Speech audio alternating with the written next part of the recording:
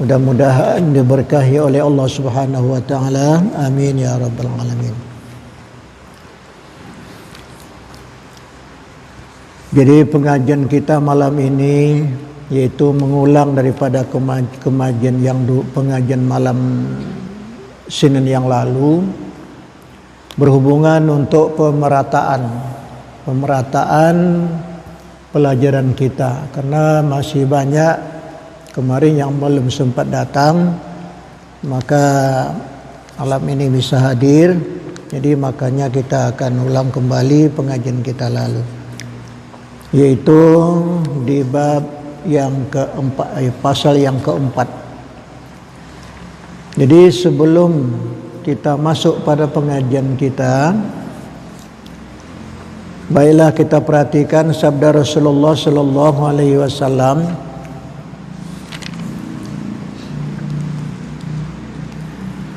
Sabda Nabi sallallahu alaihi wasallam, baban minal ilmi yata'allamuhu rijalu khairul lahu minad dunya wa ma fiha. Artinya, satu bab kamu menuntut ilmu, satu bab itu artinya misalnya rukun salat, itu satu bab kamu menuntut ilmu, kata Rasulullah, yang kita pelajari akan dia oleh seseorang terlebih baik baginya daripada dunia dan barang yang di dalamnya.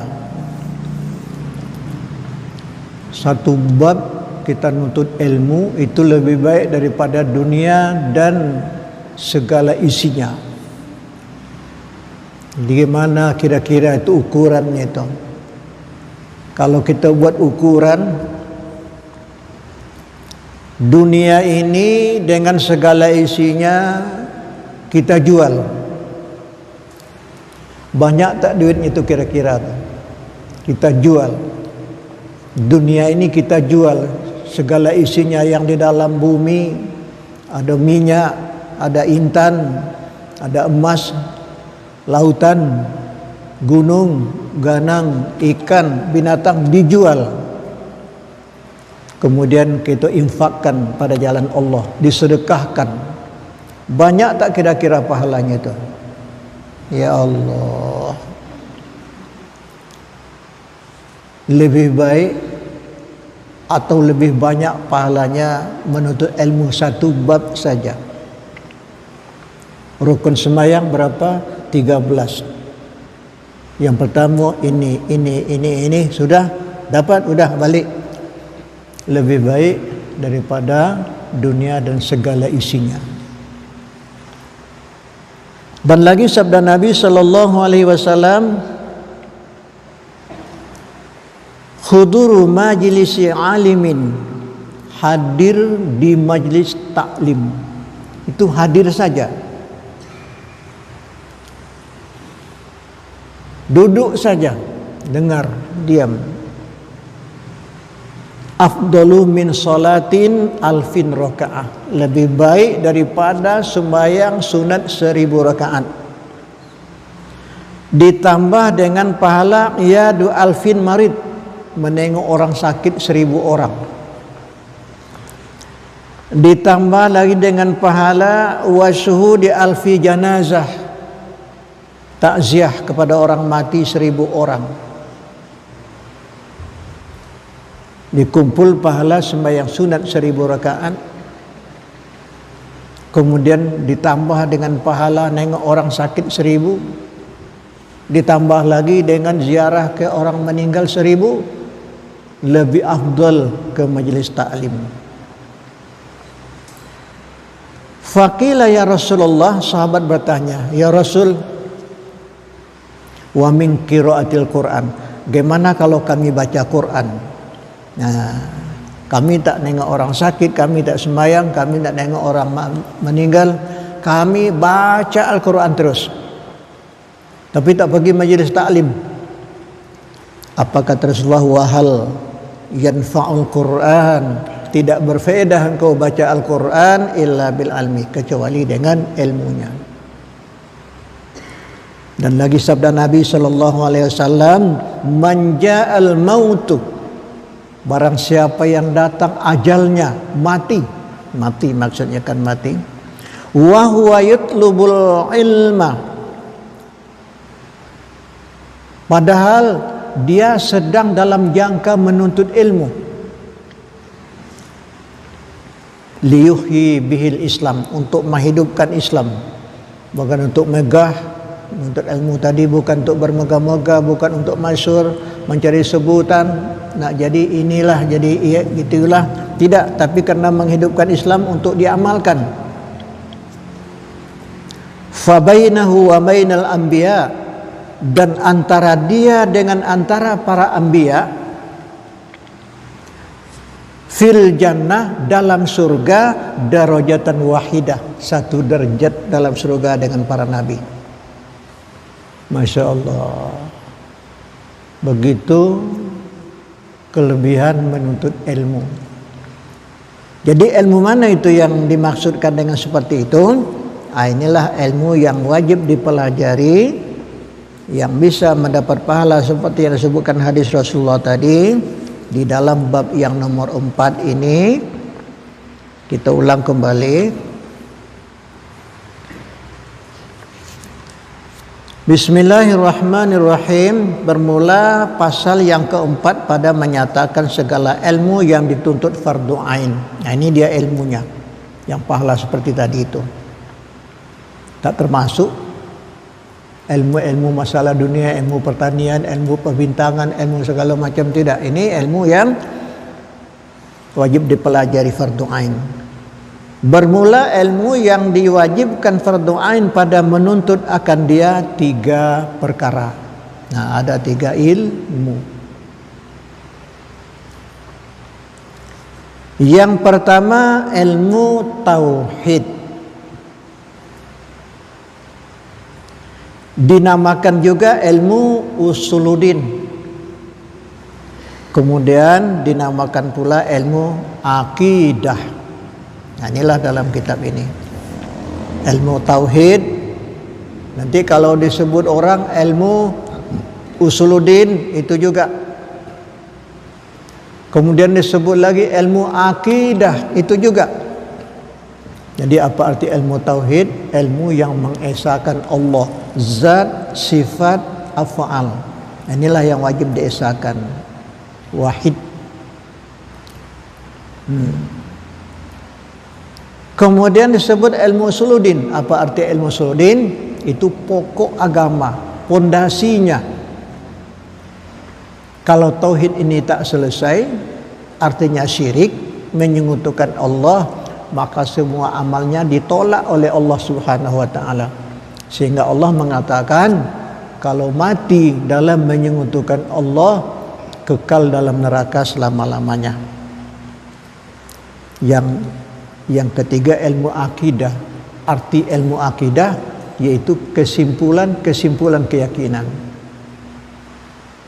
kesimpulan-kesimpulan iman. Iman kita ini tidak bisa disimpulkan terhadap Allah seperti apanya kecuali dengan mempelajari ilmu tauhid. Kalau tidak ada tauhid tak bisa disimpulkan. Contoh, rezeki dari Allah, yakin? Yakin. Tapi sampai hujan seminggu, lah keluh kesah kan. Hilang duit, keluh kesah. Nah, inilah kesimpulan imannya belum tepat, tak kuat. Nah, itu dinamakan ilmu akidah. Kemudian ilmu yang kedua yang wajib dituntut fardu ain yaitu namanya ilmu syariat. Dinamakan juga ilmu furu', dinamakan ilmu fikih. Nah, inilah yang lazim kita sebut ilmu fikih. Jadi kalau disebut nanti ilmu syariat, itu ilmu fikih. Kalau disebut ilmu furu', itu ilmu fikih. Kemudian yang ketiga ilmu batin. Nah, ini yang wajib pelajari, namanya ilmu batin. Dinamakan juga ilmu suluk. Talqib bukan suluk-suluk seperti yang sekarang, yang khulwat sekarang ini. Kemudian dinamakan ilmu torik dan dinamakan ilmu tasawuf. Inilah 3 ilmu yang fardu ain dituntut.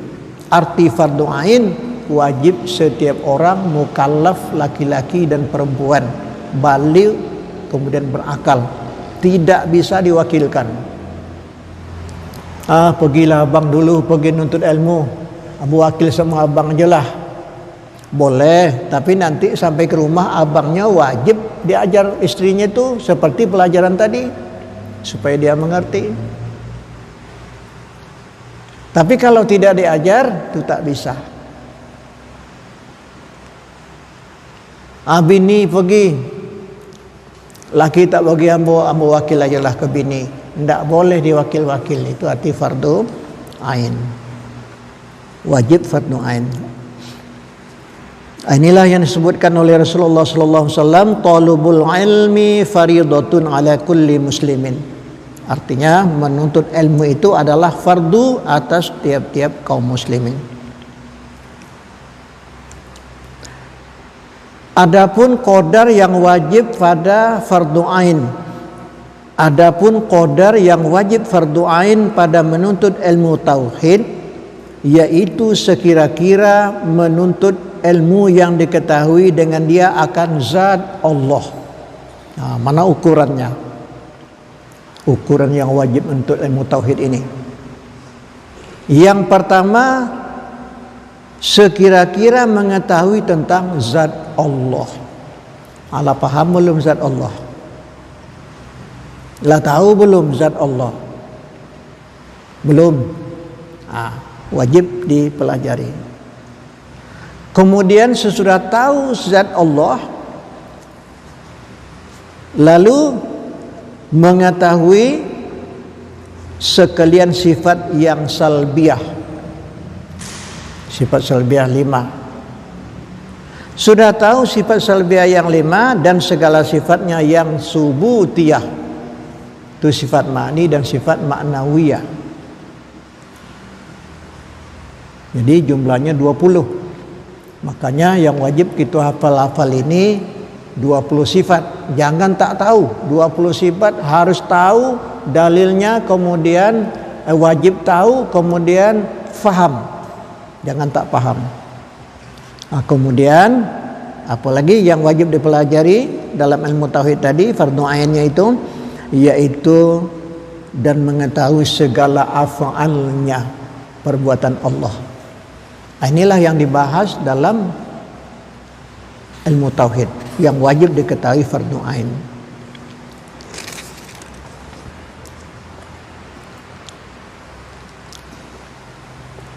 Ketahui olehmu bahwasanya wajib atas tiap-tiap orang yang akal baligh mengetahui keadaan zat Allah Ta'ala. Mengetahui keadaan zat Allah Ta'ala. Ini qadar fardu ain tadi ya. Dan segala sifatnya dan segala afalnya. Ini rinciannya. Fardu ain pada menuntut ilmu tauhid, mengetahui keadaan zat Allah Ta'ala. Itu tadi. Dan mengetahui segala sifatnya dan segala afalnya. Bermula keadaan zat Allah Ta'ala. Bagaimana keadaan zat Allah Ta'ala yang wajib kita ketahui itu?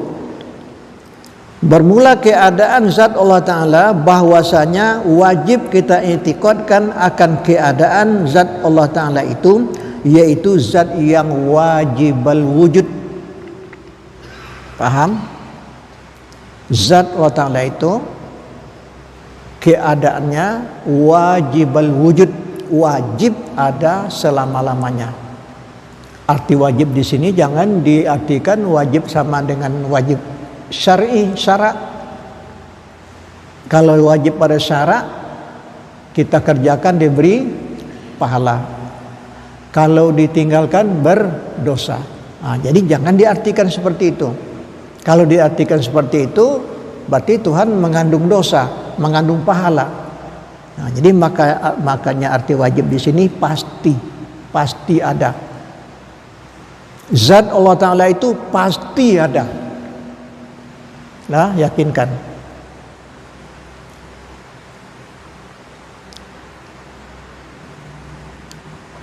Yang mustahak bagi segala sifat kamalat.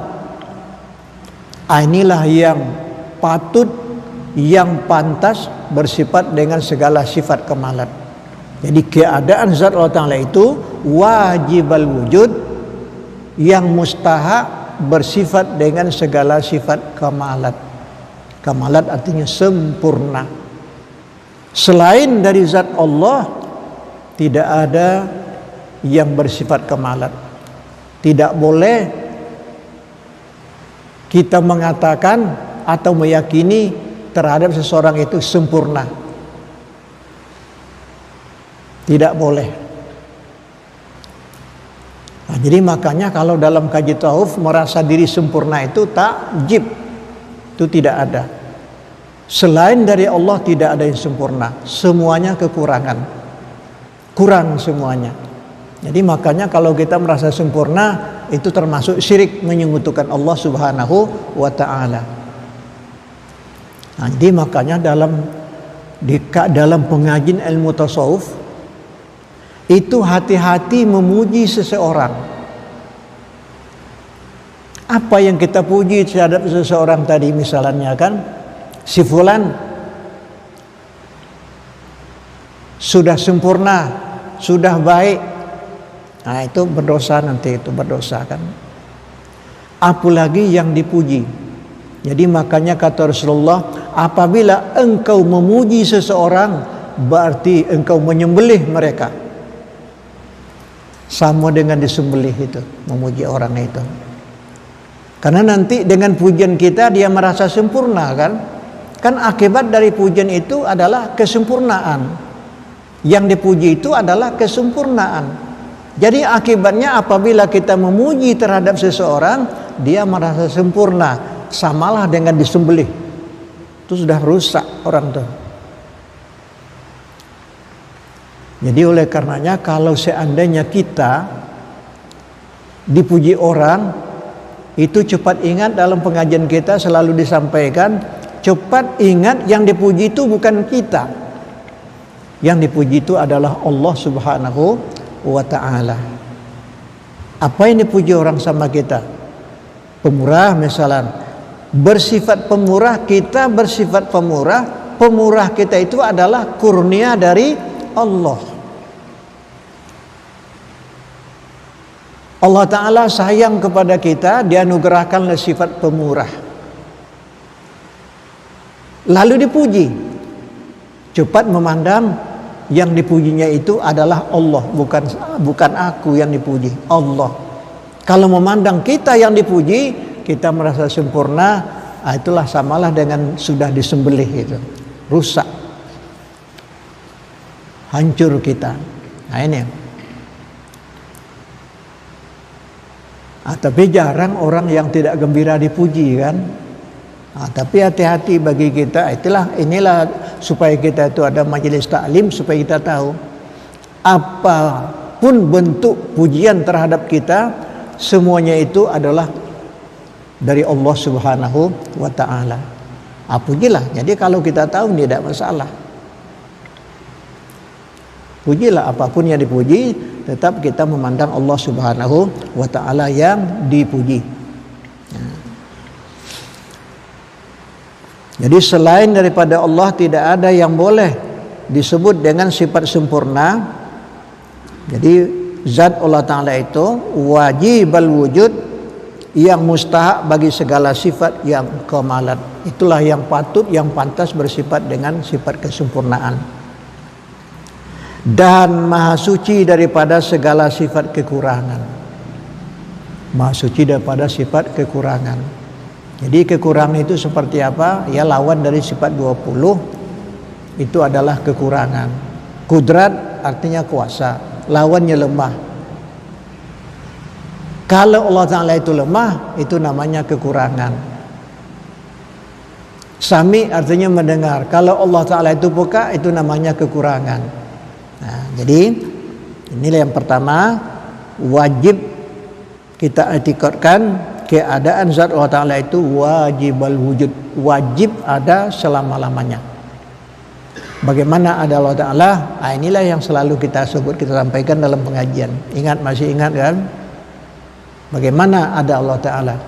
Allah Ta'ala itu, ada Allah Ta'ala itu tidak dikarenakan dengan suatu karena dan tidak disebabkan dengan suatu sebab. Ini mungkin masih ingat lagi masing-masing kita ya, ingat.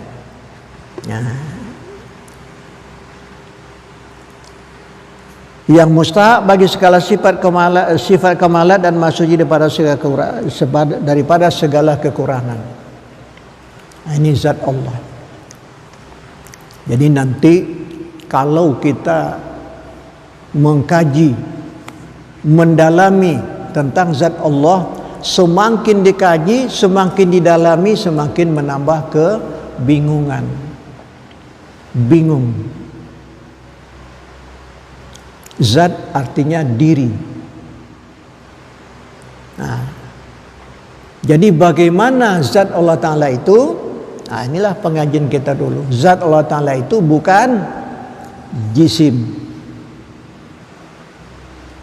tidak bertubuh, bukan jirim, bukan benda yang bisa dipegang-pegang, itu jirim kan? Masih ingat? Kemudian bukan juhar firid, bukan sesuatu yang halus yang tak bisa dibagi seperti debu, dan bukan juhar latif, bukan sesuatu yang halus yang tak bisa ditangkap atau dipegang seperti air, api, cahaya dan seumpamanya. Zat artinya diri. Zat Allah Ta'ala itu artinya diri. Allah Ta'ala punya diri, tapi seperti apa? Nah, itu jisim bukan, jirim bukan, juhar firid bukan, juhar latif pun bukan. Coba pikirkan, pikirkan dulu ya, pikirkan. Zat artinya diri, tapi bukan jisim, bukan jirim, bukan juhar firid, bukan juhar latif. Bingung.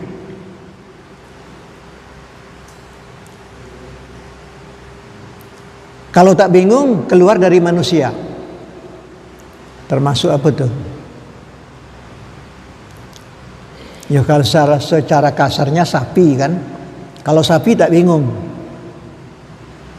Kalau manusia yang punya akal ini, setelah disampaikan zat Allah Ta'ala bukan jisim, bukan jirim, bukan juhar firid dan bukan juhar latif, dia akan kebingungan, dia bingung.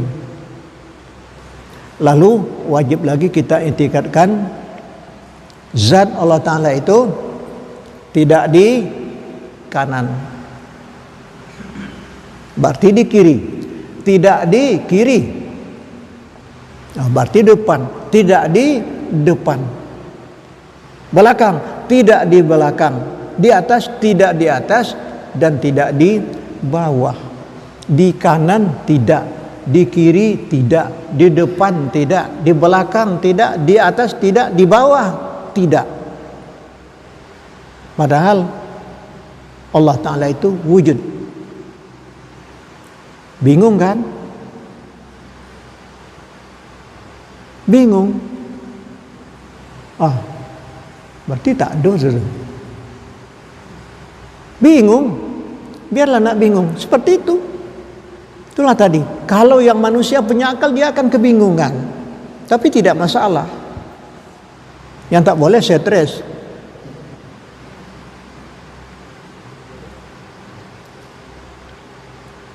Bingung.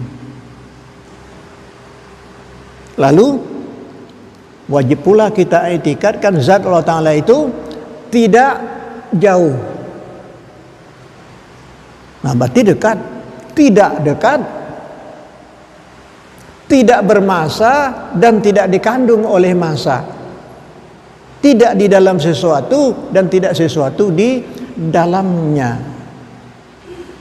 Bingung.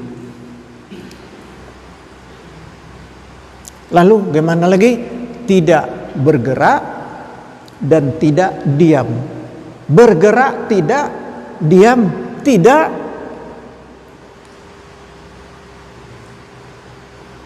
Bingung. Jadi gimana ya? Nah, inilah yang tak boleh itu. Gemanoyo itu yang tak boleh.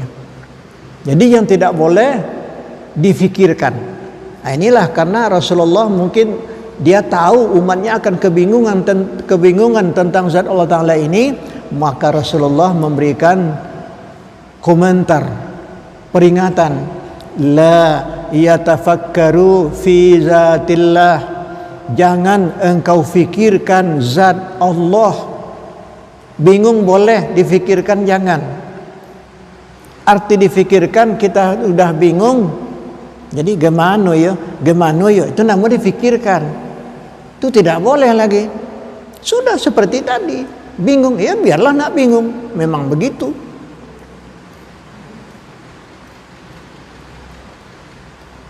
Kenapa tidak boleh difikirkan oleh Rasulullah? Karena zat Allah Ta'ala itu bukan benda. Bukan benda. Nah, tadi bukan jisim, bukan jauhar. Di sini disebutkan zat Allah Ta'ala itu bukan benda, bukan jauhar. Apa katanya di sini? Zat Allah Ta'ala itu laisa bismin musawwarin. Zat Allah Ta'ala itu bukan jisim yang dapat dirupakan. Laisa bijismin, bukan jisim. Kemudian wala jauharin, dan zat Allah Ta'ala itu bukan jauhar. Jauhar itu benda. Akal ini yang bisa memikirkan kalau benda, kalau barang, ya kan? Jadi makanya Nabi mengatakan wa yatafakkaru nafi khalqillah. Fikirkanlah apa-apa yang diciptakan oleh Allah. Fikirkanlah. Akal kita hanya bisa berpikir tentang yang dijadikan oleh Allah. Karena yang dijadikan oleh Allah itu benda, barang. Biarlah benda halus, biarlah benda kasar, nyata, ghaib, tapi benda. Fikir manusia hanya berkisar terhadap benda. Kalau yang bukan benda seperti zat Allah Ta'ala itu di luar pemikiran manusia. Kalau sudah di luar pemikiran kita, nanti difikirkan, itu yang stres. Kalau bingung boleh. Tentu bingung, ya kan? Tapi sudahlah, zat Allah Ta'ala bukan jisim, bukan jirim, bukan juhar firi, dan bukan juhar latif. Tidak di kanan, tidak di kiri, tidak di depan, tidak di belakang, tidak di atas, di bawah, tidak di bawah, tidak jauh, tidak dekat, tidak gerak, tidak diam, tidak bermasa, dan tidak dikandung oleh masa, tidak di dalam sesuatu dan tidak sesuatu di dalamnya. Inilah makna laisa kamislihi syai'un, tidak seumpama dengan sesuatu. Makanya yang tidak seumpama ini jangan difikirkan, cuma boleh diketahui. Bagaimana mengetahuinya? Ya seperti tadilah. Paham? Ini fardu ain menuntut tentang ilmu tauhid. Kadar yang fardu ain yang pertama mengetahui tentang zat Allah. Seperti itu. Jadi sehingga para ulama ahli sufi, ahli tauhid dalam kitab-kitab banyak membuat misal-misal, contoh-contoh. Wujud alam ini seperti wujud bayang-bayang, yang hakikatnya yang punya bayang-bayang. Tidak ada bayang-bayang kalau tidak ada yang punya bayang-bayang. Yang punya bayang-bayang itu contohnya itu adalah Allah. Kita ini adalah seperti bayang-bayang. Wujud kita menandakan tanda wujud Allah, tanda ada Allah. Macam-macam pendapat ulama dalam kitab menerangkan.